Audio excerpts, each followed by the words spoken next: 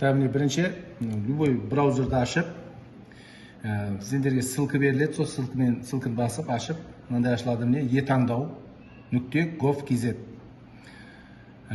Бұл жерден қазақшаға қойып алайын. Мектеп жеке бөлмесіне кіреміз. Барлықтарыңызға пароль беріледі. Қазір енді баста 3-ші сыныптардікін жасаймыз. Барлық мұғалімдерге пароль беріледі. BCN арқылы кіру деген басамыз.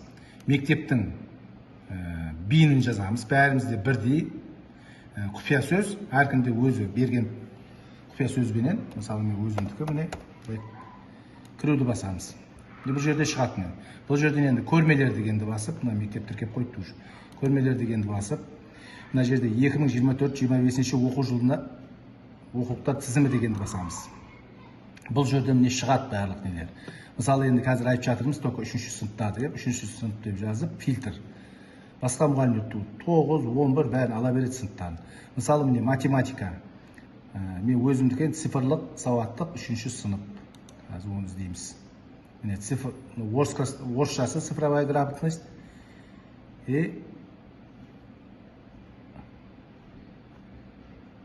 3-ші сыныптардың қайда? Неден де былай поиск беруге де болады. Ақпараттық неде деген бар бәрі.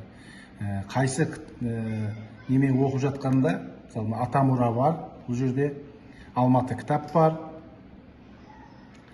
Мысалы мен таңдайын, цифровая грамотность деп. Таңдап болғаннан кейін міне мынандай не шығады.